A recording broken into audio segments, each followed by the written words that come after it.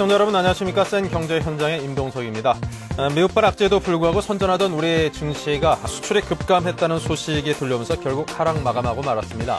오늘 코스피 지수는 15포인트가 하락하며 강보합권에 머물렀는데요. 특히 미국의 오바마 정부가 시행할 배드뱅크에 대한 불확실성이 커지면서 은행업이 큰 폭으로 3% 넘게 하락을 했습니다. 오늘 센 경제 현장에서는 이번 주 시행되는 자통법 관련 소식과 LG전자 등 주요 그룹의 비상경영 소식을 여러분께 함께 전해드리도록 하겠습니다. 자, 먼저 1월 수출이 월별 수출입 동향을 집계한 이래 최대 감소폭을 보였다고 합니다. 무역 수지도 30억 달러에 육박하는 적자를 내면서 수출이 세계 경제 동반 침체에 직격탄을 맞았다. 이런 표현이 딱 들어맞는 그런 상황에 접어들었는데요. 자, 서울경제신문의 이철균 기자를 연결해서 1월 달 수출 상황에 대해서 자세히 알아보겠습니다. 안녕하십니까? 예, 안녕하십니까? 네, 1월 수출 실적이 어느 정도로 좋지 않은 건가요? 정부의 한 고위 관계자는 오늘 브리핑에 앞서 1월 수출을 보면 작년 11월과 12월은 그나마 행복했던 것 같습니다. 라면서 분위기를 전했는데요. 작년 11월과 12월 수출이 각각 마이너스 19.5%, 마이너스 17.9% 하락해 쇼크라는 평가를 받았는데 1월은 그보다 훨씬 하락폭이 큰 마이너스 32.8%나 됐기 때문입니다. 마이너스 32.8%는 월별 수출 통계가 잡힌 이후 사상 최악입니다. 더구나 IT 버블 붕괴 직후였던 2001년 7월의 수출 감소세가 21.2%였다는 점을 고려하면 1월의 감소세가 얼마나 심각한 것인지는 짐작할 수 있습니다. 1월 수출 못지않게 수입 역시 30% 이상 줄었음에도 불구 무역 수지는 30억 달러 가까운 적자를 기록했습니다. 이런 상황을 볼 때 올해 정부가 예상하고 있는 무역 수지 100억 달러 흑자 달성도 쉽지 않을 것으로 보입니다. 네. 자, 그 밖에도 주력 업종의 수출 증가율이 반토막 난 게 더욱더 심각한 국면으로 접어들고 있는 것 아니냐, 이런 분석들도 있던데요. 네, 그렇습니다. 지적대로 자동차, 반도체, 전자제품 등의 수출 감소가 두드러진다는 게 가장 큰 문제입니다. 지난해 1월 31억 4천만 달러에 달했던 자동차 수출은 1년 만에 14억 2천만 달러로 무려 54.8%나 줄었습니다. 반도체 역시 46.6% 떨어진 15억 천만 달러에 그쳤고 대표 소비재인 가전의 수출도 65.2%나 떨어졌습니다. 특히 수출 효자 업종인 선박도 20.2% 가까이 늘었지만 이마저도 위태위태합니다. 지난해 1월에서 11월 중 세계 선박 발주량은 전년 대비 44%나 감소했기 때문에 선박에 의존하는 수출이 언제 무너질지도 모르는 상황입니다. 네. 자, 그리고 우리가 주로 수출하고 있는 주력 수출 지역이죠. 개발도상국이나 자원부국의 상황이 상당히 좋지 않다던데요. 실적이 어느 정도입니까? 정부가 기대하고 있는 것이 바로 중국, 아세안 등 개발도상 국가나 러시아 등 자원부국인데요. 이들 국가의 틈새를 공략해 올해 수출 목표를 달성하겠다는 것이죠. 그런데 막상 뚜껑을 열어보니 1월의 상황은 생각보다 나쁩니다. 1월 1일부터 20일까지 결과이지만 수출 효자 시장이었던 중남미 지역의 수출 감소율이 36%나 감소했고 아세안 시장도 감소율이 31.7%에 달했습니다. 최대 수출국인 중국의 감소율도 32.2%로 3개월째 30%의 감소율을 보이고 있습니다. 특히 EU 지역은 감소율이 무려 46.9%나 됐습니다. 네. 자, 그런 상황이 이렇다면 정부가 목표로 제시했던 4,500억 달러에 대한 목표도 함께 좀 수정을 해야 되지 않을까, 그런 생각이 조심스럽게 드네요. 예, 맞습니다. 곳곳에서 목표를 수정해야 하는 것 아니냐는 지적을 하고 있는데요. 정부는 아직까지 수출 목표 수정은 너무 이르다는 입장을 고수하고 있습니다. 지경부 한 관계자는 1월의 상황을 100m 출발선상에서 약간 삐끗한 수준에 불과한 것이라면서 수출의 확대 해석을 경계하고 있습니다. 하지만 한국은행의 올해 수출 전망을 6.1% 감소할 것으로 예측한 데 이어 한국개발연구원도 무려 17.4%나 수출이 줄 것으로 전망하는 등 정부의 예측치와는 간극이 매우 큽니다. 정부는 여러 기관의 이 같은 부정적인 수출 전망이 제기됨에도 불구하고 2분기부터는 수출이 증가세로 반전될 것으로 강조하고 있는 상황입니다. 네. 자, 지금까지 서울경제신문 이철균 기자로부터 쇼크라고까지 불려질 정도로 상당히 줄어든 우리의 수출 실적에 관한 소식을 전해 들어봤습니다. 고맙습니다. 예, 감사합니다. 네, 이 불황이 극심해지면서 이제 LG전자가 연간 경영계획 수립을 아예 접고 당분간 상황을 좀 지켜보자 이런 식으로 방향을 잡았다고 합니다. 사실상 비상 경영 시스템을 가동한 셈인데요. 이 같은 기류는 LG그룹의 전 계열사로 확산이 되고 있다고 합니다. 자, 주요 그룹이 이런 방식으로 경영 방침을 세우는 건 극히 이례적인 그런 경우인데요. 자, 서울경제신문 산업부의 홍재원 기자를 모시고 자세한 소식을 들어보겠습니다. 안녕하십니까? 네, 안녕하십니까? 네. 자, 최근에 주요 그룹들이 경영계획 수립에 상당히 애를 먹고 있다는 소식은 많이 들려오고 있습니다. 월 단위로 초단기 경영계획을 수립하는 곳들도 있다고요? 네, 그렇습니다. LG그룹의 주요 계열사들은 연간 경영계획 수립을 당분간 하지 않고 네. 1개월 단위로 비상경영체제를 가동하기로 했습니다. 그러니까 LG전자와 LG디스플레이, LG화학 같은 주력 계열사들이 이제 이렇게 할 건데요. 연간이나 반기 계획은커녕 분기 단위의 경영계획도 수립하기 힘든 상황에서 가장 기초인 이제 월간 계획만으로 생산과 판매를 운영할 예정인 겁니다.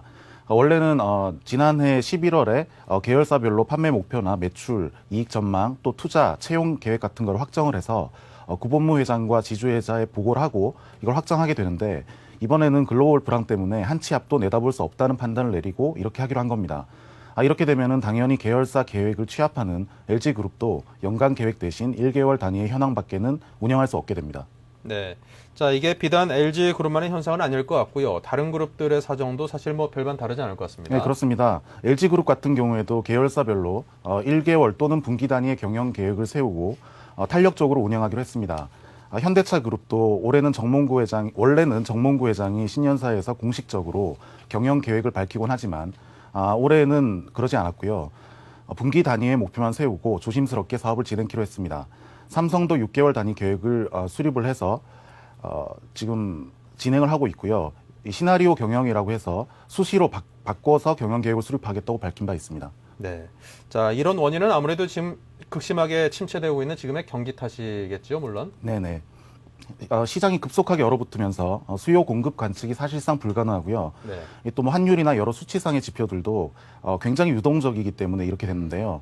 그렇기 때문에 어떻게 보면은 주요 그룹들이 이렇게 아주 짧은 기간으로 경영 계획을 수립한 것은 불가피한 선택인 측면도 있습니다. 네. 그러니까 SK 쪽 뭐 사람의 얘기를 들어만 봐도 1개월 단위로 계획을 세워도 다음 달이 되면 이게 틀린 수치가 돼버리는 경우가 허다하기 때문에 지금 장기 목표를 세울 수가 없고요. 굳이 맞지도 않을 수치 또 지켜지지도 않을 목표를 세울 바에는 사실상 계획 자체를 세우지 않고 월별로 버티기에 나서겠다는 겁니다. 네. 자, 그런데 이렇게 연간 경영 계획이 나오지 않을 경우에 이제 가장 우려되는 것 중에 하나가 투자라든가 채용 같은 부분, 이런 부분들에 좀 차질이 있지 않을까, 어떻게 진행이 될지 궁금한데요. 네, 그렇습니다. 1개월 단위 경영은 말 그대로 숨죽이고 좀 버텨보자는 뜻입니다. 특히 1분기 불황이 최악일 거라는 전망이 많아서 일단 이번 3월 정도까지는 지나봐야 이게 어떻게 할지를 계획을 세울 수 있지 않느냐, 뭐 이런 판단인데요. 문제는 이렇게 되면 굵직한 투자나 대규모 채용은 힘들어질 가능성이 높습니다. 주요 그룹들은 시설 투자는 좀 줄이고 R&D 투자는 소폭 늘리겠다는 정도의 분위기만 내비치고 있는데요. 네. 최소한 1분기 중에는 투자가 거의 없어지는 것 아니냐 이런 우려가 많이 나오고 있습니다. 사실은 삼성 같은 경우에도 지난 4분기 정도부터는 기존 계획돼 있던 투자를 사실상 올스톱했다고 봐야 합니다. 또 상반기 채용도 안개 속에 쌓여 있는 상황에서 1분기 실적이 많이 다운된다고 본다면 전체적으로 기업가의 신규 채용 규모는 생각보다 더 줄어들 수도 있다는 게 전문가들의 전망입니다. 네. 자, 지금 경기 상황이 얼마나 좋지 않은지를 단적으로 보여주는 그런 한 예인 듯 싶습니다. 자, 지금까지 서울경제신문 홍재원 기자로부터 자세한 설명 들어봤습니다. 고맙습니다. 네, 바로 모레입니다. 이제 4일부터는 자본시장 통합법이 이제 시행이 됩니다. 그동안 많이들 들어보셨죠? 빅뱅으로까지 불리는 자통법 시행이 정말 코앞으로 다가왔는데요. 하지만 이 새 법에 담긴 내용이 워낙 방대해서 일반 시청자 여러분께서는 아마 알 것도 같은데 사실 뭐 얘기해보라 그러면 그 내용이 뭐지 하고 되새겨보면 사실 좀 알 듯 말 듯한 게 사실인 것 같습니다. 자, 저희 센 경제 현장에서는 여러분의 이해를 돕고자 오늘부터 3일 동안 자본시장 통합법에 관해서 종합적으로 소개해드리는 그런 시간을 마련을 했습니다. 자, 오늘은 첫 순서인데요. 일단 자통법이 시행이 되면 과연 무엇들이 달라지는지 서울경제신문의 정영현 기자를 연결해서 자세히 여쭤보겠습니다. 안녕하십니까? 네, 안녕하십니까? 네. 자, 자통법이 쉽게 말해서 어떤 법이라고 설명을 해 주시겠습니까? 네, 간단하게 말하자면 자통법은 금융투자업계의 영역 간 장벽을 허물어주는 법이라고 할 수 있습니다. 자본시장을 통합하는 법이라고 해서 증권, 은행, 보험을 통합하는 건 아니고요. 금융투자업계, 다시 말해서 증권회사, 선물회사, 자산운용회사, 신탁회사 사이의 진입 장벽을 없애주는 법입니다. 현행법 아래서는 증권사는 선물업을 할 수 없고 선물회사가 자산운용 관련 일을 하는 것도 금지되어 있습니다. 하지만 자통법이 시행되면 서로 간의 업무 영역 구분이 없어집니다. 증권사가 선물도 자산운용 업무도 할 수 있게 된다는 뜻입니다. 네. 자, 그렇다면 증권사를 비롯해서 금융투자업체들의 영역이 매우 넓어지는 것을 의미를 하는 건데요. 자, 그렇다면 소비자들이 앞으로 접하게 될 금융상품의 종류도 그만큼이나 다양해지는 걸까요? 네, 그렇습니다. 자통법으로 인해 눈에 띄게 달라지는 점 중 하나가 금융상품의 종류가 많아진다는 것입니다. 현재 금융투자업체들은 법이 정한 상품만 팔 수 있습니다. 법에 없는 상품은 만들 수도 팔 수도 없습니다. 하지만 자통법에는 금융상품 포괄주의라는 개념이 되었습니다. 법으로 금지해 놓은 상품만 아니면 어떤 상품이든 만들어서 팔 수 있게 되는 것입니다.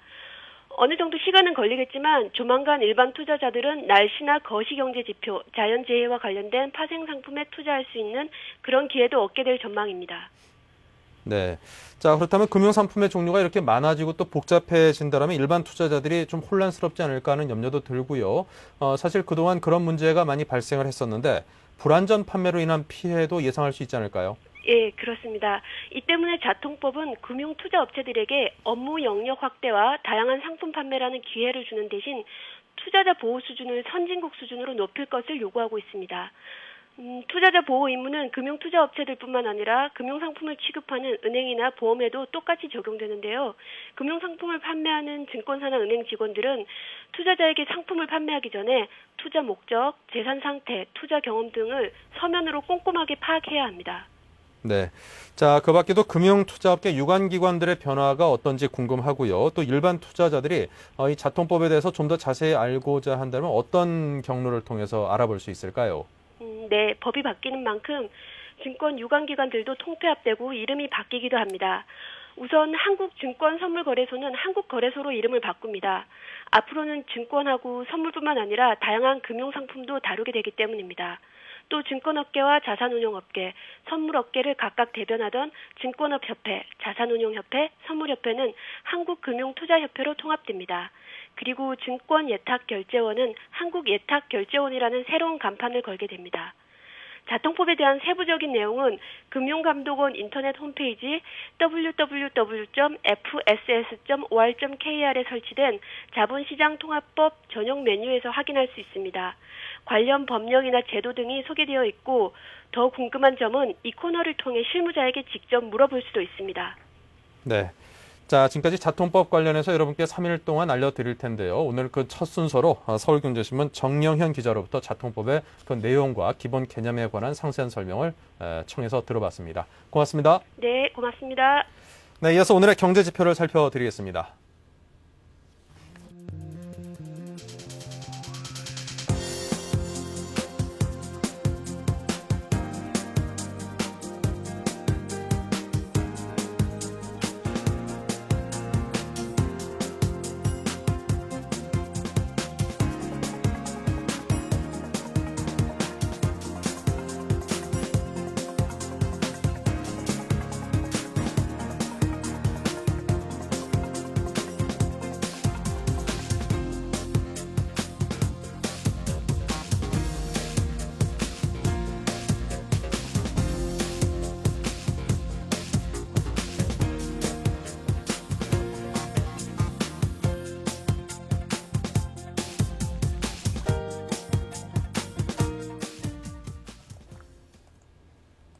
네, 이어서 오늘의 증권 마감 시황을 알아보겠습니다. 서울경제신문 증권부의 박혜욱 기자 전화 연결돼 있습니다. 안녕하십니까? 네, 안녕하세요. 네, 오늘 마감 시황 정리부터 부탁드리죠. 네, 우리 증시가 2월의 첫날을 하락세로 출발했습니다.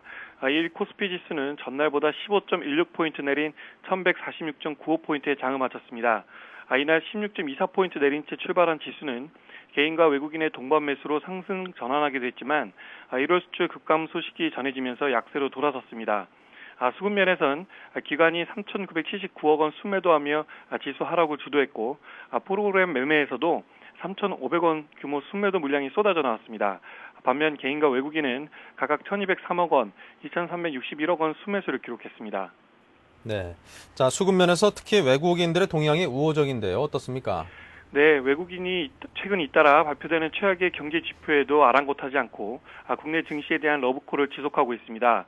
외국인은 지난달에도 7,700억 원어치를 순매수하며 전달에 이어 2개월 연속 순매수를 보였는데요.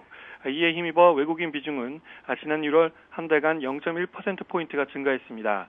특히 외국인들이 올 들어 시가총액 상위 종목 중에서도 업종 대표주를 집중 매집해 향후 경기 턴어라운드를 겨냥한 사전 포석이라는 분석도 제기되고 있는데요.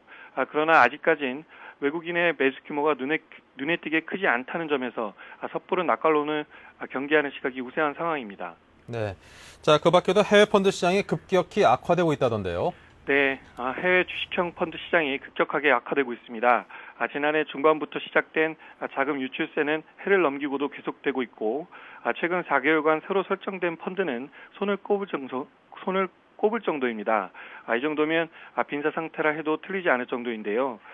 이일 금융투자협회에 따르면 지난 1월 ETF를 제외한 해외 주식형 펀드에서 총 210억 원의 순유출 210억 원이 순유출돼 7개월 연속 자금이 빠져나간 것으로 나타났습니다.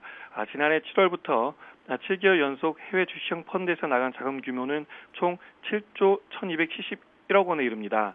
특히 일부 소형 펀드의 경우 실질적으로 운영하는 해외 위탁사와의 계약마저 깨지고 있는 실정인데요. 여기에 오늘 4일부터 자본시장 통합법 시행으로 투자자 보호가 강화되면 위험 등급이 높은 해외 펀드는 더욱 위축될 것으로 보입니다.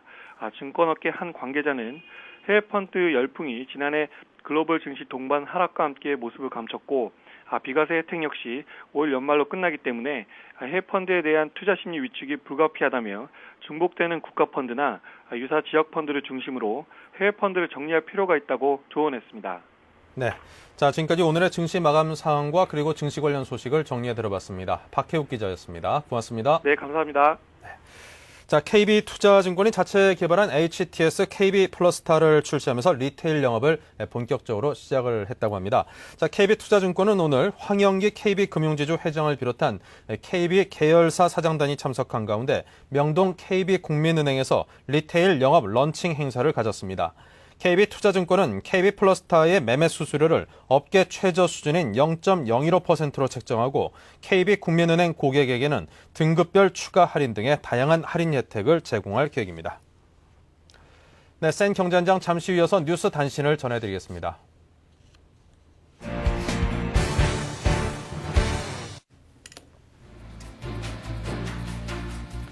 원자재가 하락으로 1월 소비자 물가 상승률이 10개월 만에 3%대에 진입했습니다. 통계청에 따르면 1월 소비자 물가는 지난해 같은 달보다 3.7% 올라 6개월째 둔화세를 이어갔습니다.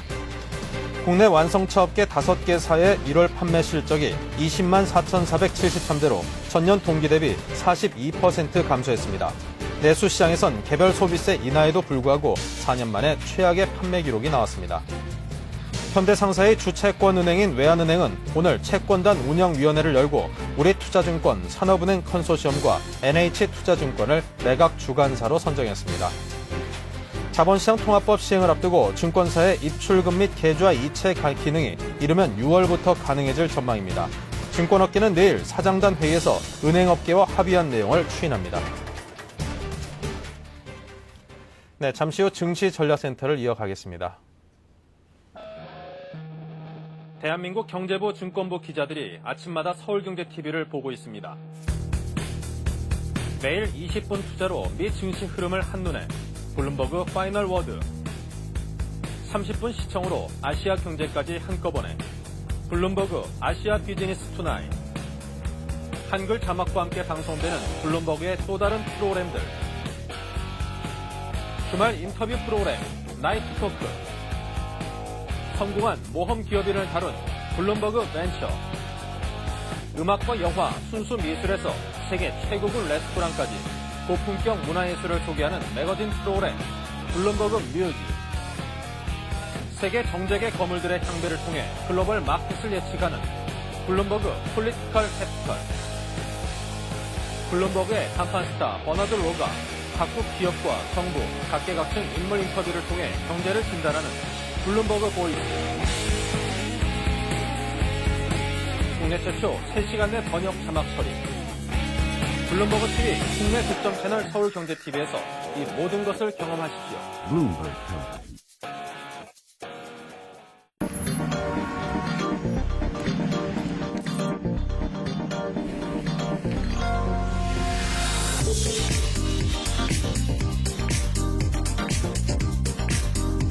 블룸버그 TV 국내 독점 채널 서울경제TV.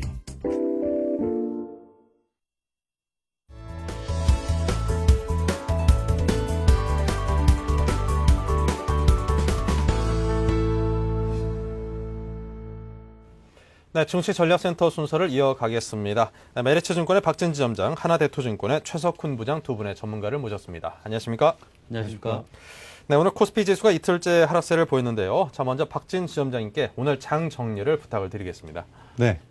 1월장을 마감하는 지난 주말 뉴욕 증시는 당초 기대했던 오바마 랠리가 이루어지지 못하고 사상 최악의 실적 부진, 최대 규모의 감원, 마이너스 성장률 등 각종 악재에 짓눌려 다우는 1.82%, 나스닥은 2.08% 떨어졌으며 월간으로도 각각 8.84%, 6.38% 하락 마감하였습니다.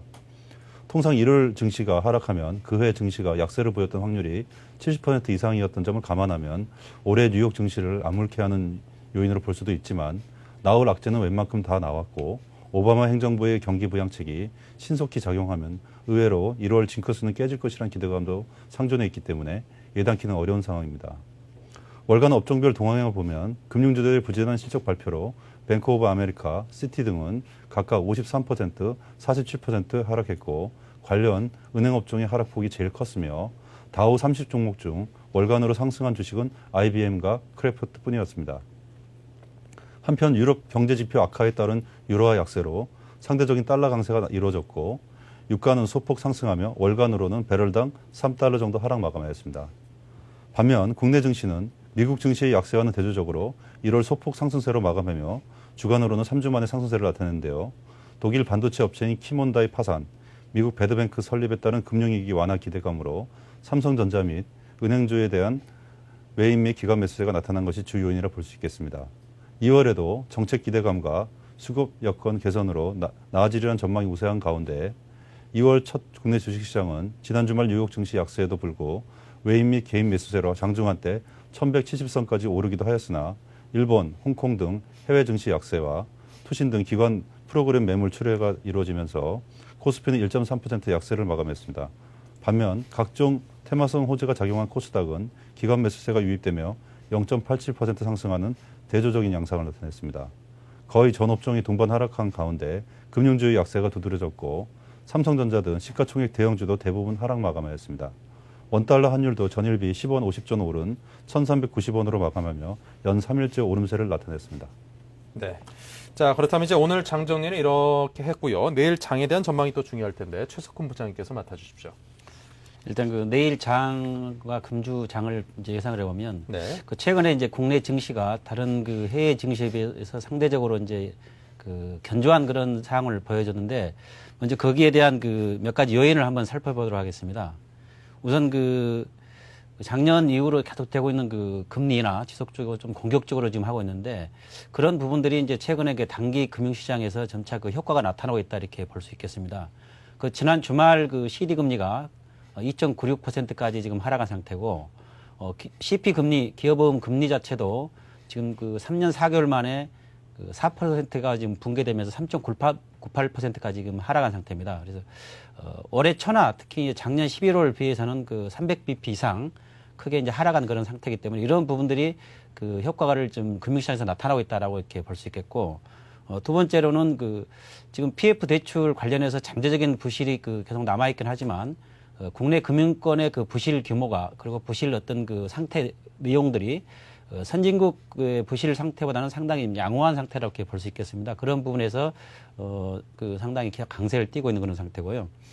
또 하나는 그 산업별 구조조정 과정에서 나타나고 있는 국내 그 대표 글로벌 기업들, 특히 삼성전자라든가 포스코, 현대차 이런 그 기업들이 그 상당히 이제 그 견조한 그런 흐름을 나타나고 있는데 이런 부분들이 이제 그 환율 관련돼 가지고 어떤 그 글로벌 그 경쟁력까지 지금 갖춰지면서 우호적인 그런 상태로 좀 변하고 있는 그 상황입니다. 네.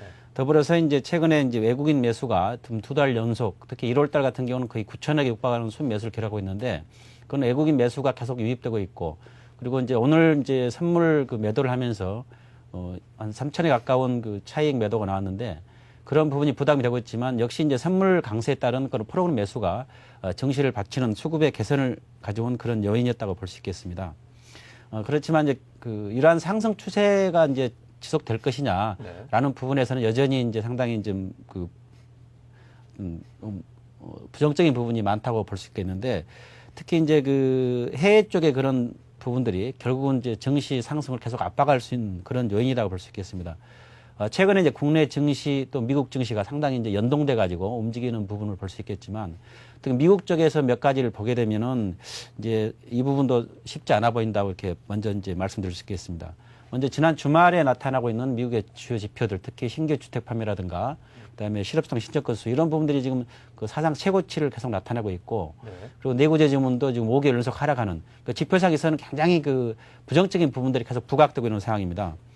더불어서 이제 4분기 GDP가 발표됐는데 3.8% 하락하는 그런 부분입니다. 그래서 작년 이제 3분기, 4분기 연속 그 2분기 연속 하락하면서 기술적으로 이제 경기 후퇴에 공식적으로 접어들었다라고 이제 그 이야기를 할 수 있는데, 이미 이 부분들은 그 작년 연말에 그 전미경제연구소에서 발표했던 그 2007년 12월부터 미국의 경기 후퇴가 이미 진입됐고, 이 부분이 지금 현재까지는 14개월로 진행되다 보니까 지금 최장 16개월 정도가 지금 경기 하강 후퇴 국면인데, 이 부분이 지금 경신할 가능성이 굉장히 높아 보입니다. 그래서 1, 4분기에 어느 정도 턴하지 않는다는 모습이 나오게 되면 그 장기 어떤 그 불황으로 빠지지 않냐, 이런 우려감도 지금 나오고 있는 것 같습니다.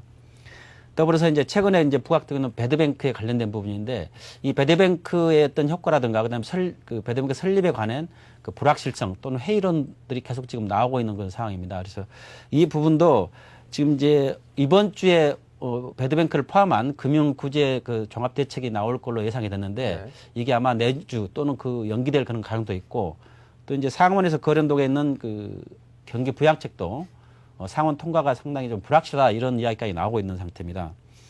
특히 이제 배드뱅크에 관련돼서 그 재원이 어떻게 마련하느냐, 이 부분인데, 기존의 그 부실자산 구제 계획에서 그 잔여자금 3,500억 불을 사용하려고 지금 그 알고 있지만, 그 부분 가지고는 상당히 턱없이 부족하다.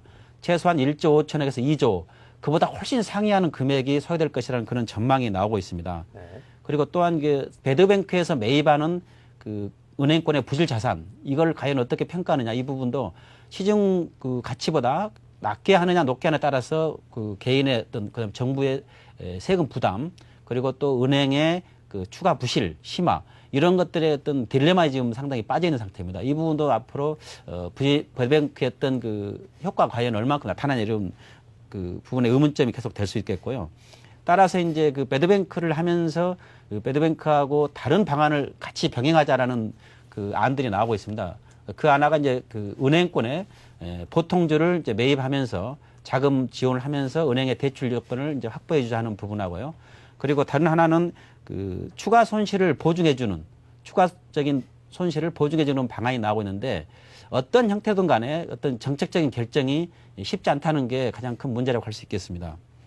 그리고 또한 그 국내적인 부분을 보더라도 지금 이제 12월 산업 생산이라든가 이런 부분이 굉장히 좀 안 좋게 나오고 있는데, 지금 예상보다 굉장히 심각해 있는 그런 상황입니다. 그리고 오늘 나왔던 그 12월 수출 동향, 이 부분도 물론 이제 1월 수출 동향, 12월 수출 동향이죠.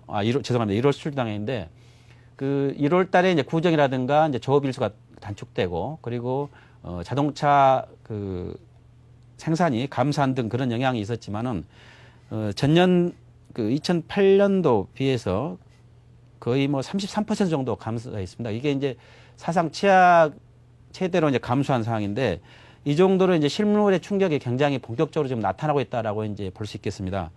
거기에 따라서 이제 앞으로의 어떤 정부 정책이 그 내수를 회복하는 쪽으로 굉장히 좀 강화될 필요성이 지금 제기되고 있는데, 지금 금리라는 부분들이 이미 상당히 지금 떨어질 만큼 떨어져 있는 상황이기 때문에 추가적으로 정부에서 쓸 수 있는 정책적인 수단이 마땅치 않다는데 큰 또 문제가 있다고 이제 보여집니다.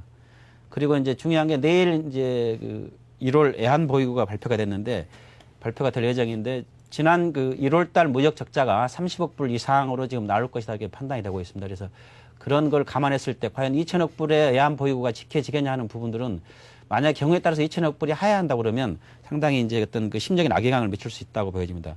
결국은 이제 경기 지표라든가 그리고 기업 실적 이런 부분들이 계속 부정적 영향을 미치고 더불어 반대로 이제 기업 정책 기대감, 각국의 정책 기대감이 어느 정도 이제 그 따라서 등락 과정이 됐을 그 과정을 거칠 것인데 특히 금융 안정책이라든가 그리고 이제 경기 부양책에 따라서 그 폭이 상당히 결정될 것이다 이렇게 보여집니다.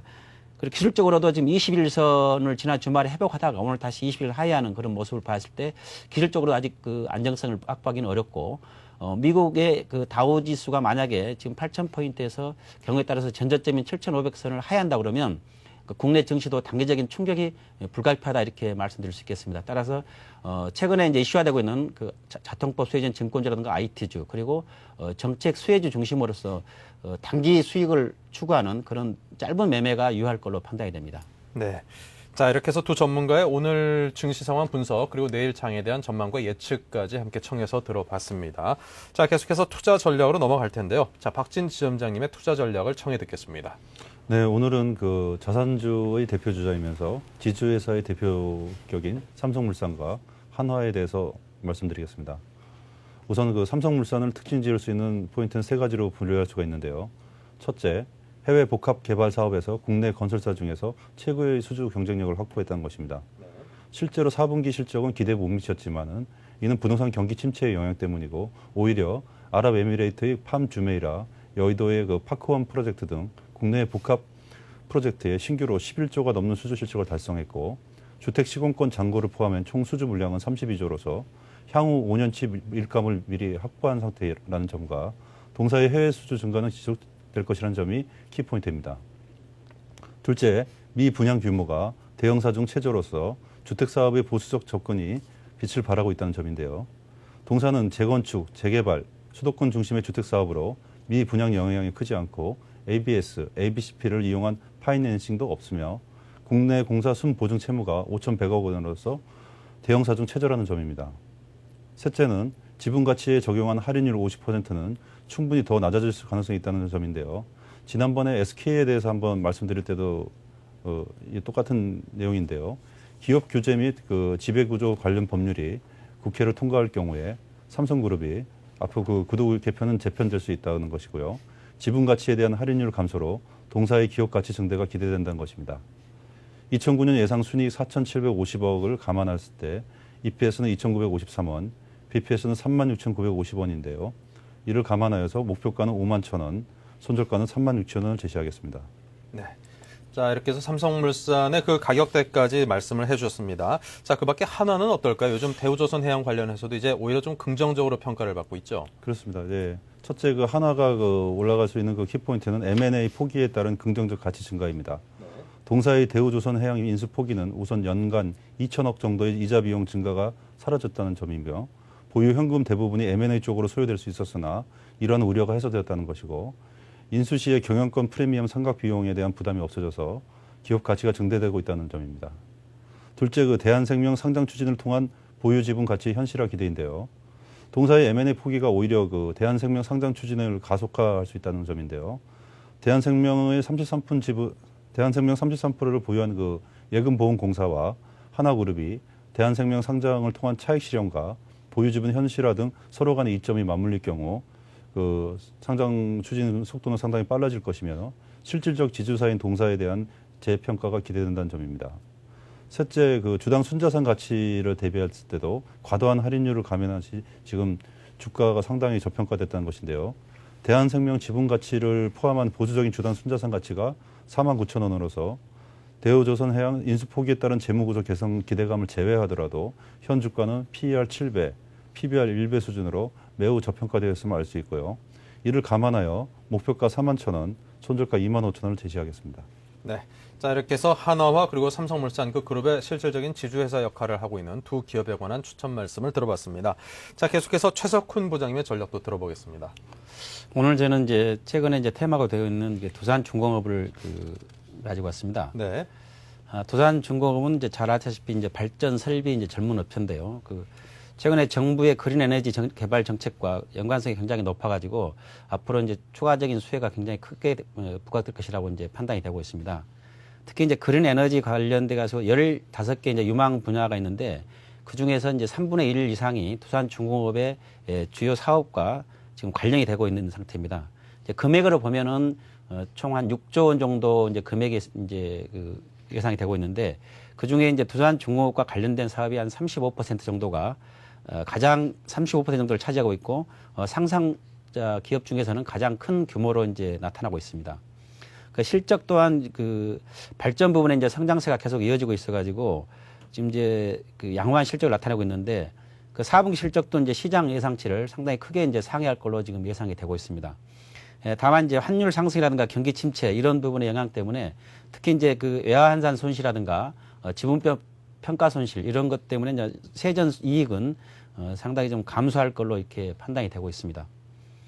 특히 이제 두산중공업 같은 경우는 이제 발전과 단조 이런 부분에서는 성장성 수익성이 상당히 양호한 그런 상태입니다. 특히 이제 발전 부분과 관련돼 가지고 올해 이제 한전에서 이제 전력 수급 계획을 발표했는데 신규 원자력 발전을 이제 한 12기 정도를 이제 건설할 예정입니다. 그래서 앞으로 이제 두산중공업의 영업 전망이 상당히 양호하다 이렇게 할 수 있겠고 반면에 이제 담수 설비 쪽 분야가 상당히 기대에는 다소 못 미치는 수준을 이제 나타냈는데 이 부분도 지난 작년 12월 달에 사우디아라비아하고 이제 컨소시엄 계약을 했습니다. 특히 이제 금액이 이제 3억 불 정도로 비교적 큰 금액인데 이 중에서 두산중공업 쉐어가 한 2억 불 정도가 지금 되고 있습니다. 그래서 이런 부분 관련해서 이제 상당히 중동 지역이 유가가 하락하면서 중동 지역 수주가 앞으로 좀 걱정이 됐는데 그러한 우려감을 좀 해소하는데 상당히 일조를 할 것이다라고 이렇게 판단이 되고 있고요.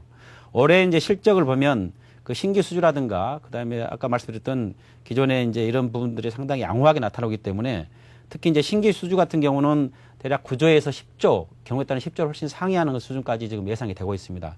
그리고 또 발전과 건설들 분야별로 좀 고른 성장 예상되고 특히 이제 그룹의 이제 자금 지원, 유동성 이런 부담 관련해 가지고 작년 말과 비교해서는 상당히 좀 완화된 그런 상태입니다. 그래서 이런 쪽에 어떤 리스크가 많이 감소하면서 어떤 앞으로 이제 두산중공업의 메리트가 좀 부각될 걸로 판단이 되는데 올해 이제 예상 매출액을 보면 작년 대비해서 16.4% 증가한 6조 7,400억 정도가 예상이 되고 영업이익도 17.8% 증가한 5,500억을 능가할 걸로 보입니다. 그래서 일단은 두산중공업의 어떤 펀드멘탈이 올해 상당히 이제 좋아질 걸로 이게 보고 있고 기술적으로 보시면 이제 60일 이동평균선 그러니까 박스권 하단과 상단을 할 수 있는 60일 이동평균선과 120일 이동평균선 박스권을 유지하다가 최근에 이 부분들을 돌파했습니다. 지난 주말에 7만 원을 넘어가면서 60일을 돌파했고 경우에 따라서는 지금 60일선이 120선 안착이 가능하면서 다소 탄력적인 시세가 예상이 됩니다. 목표가는 작년 9월 고점인 9만 원 그리고 손절가는 60일 이동평균선에 걸려있는 6만 원 초반에서 손절가를 제시해드리겠습니다. 네, 자 이렇게 해서 두산중공업에 관한 추천 말씀까지 청해서 들어봤습니다. 자 지금까지 두 분 전문가와 함께 이야기 나눴습니다. 고맙습니다. 감사합니다. 네, 잠시 전하는 말씀 듣고 센 시장 분석을 이어가겠습니다. 대한민국 경제부 증권부 기자들이 아침마다 서울경제TV를 보고 있습니다. 매일 20분 투자로 미 증시 흐름을 한눈에 블룸버그 파이널 워드 30분 시청으로 아시아 경제까지 한꺼번에 블룸버그 아시아 비즈니스 투나잇 한글 자막과 함께 방송되는 블룸버그의 또 다른 프로그램들 주말 인터뷰 프로그램 나이트 토크 성공한 모험 기업인을 다룬 블룸버그 벤처 음악과 영화, 순수 미술에서 세계 최고급 레스토랑까지 고품격 문화예술을 소개하는 매거진 프로그램 블룸버그 뮤직 세계 정적의 거물들의 향배를 통해 글로벌 마켓을 예측하는 블룸버그 폴리티컬 캐피털 블룸버그의 간판스타 버너드 로가 각국 기업과 정부, 각계각층 인물 인터뷰를 통해 경제를 진단하는 블룸버그 보이스 국내 최초 3시간 내 번역 자막 처리 블룸버그 TV 국내 독점 채널 서울경제TV에서 이 모든 것을 경험하십시오.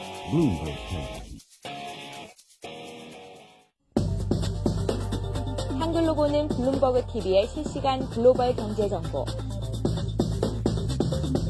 한국 방송사상 외국 경제정보 TV 프로그램을 국내 최초 3시간 내 번역, 자막 처리, 정보 시차를 거의 극복해낸 블룸버그 TV 국내 독점 채널 서울경제TV. 한글 자막과 함께 방송되는 블룸버그 프로그램들을 서울경제TV에서 만나보세요.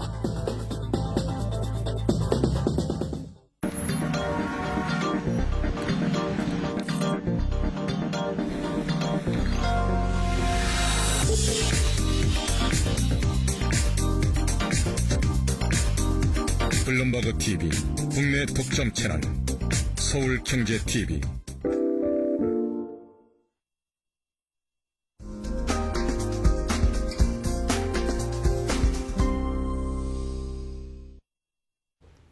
네, 전문가와 함께 시장 상황을 보다 종합적으로 분석해보는 센시장 분석 시간입니다. 자, 오늘은 삼성선물의 이모상 과장 모시고 이번 주 해외 시장의 움직임을 전망해보도록 하겠습니다. 안녕하십니까? 안녕하십니까?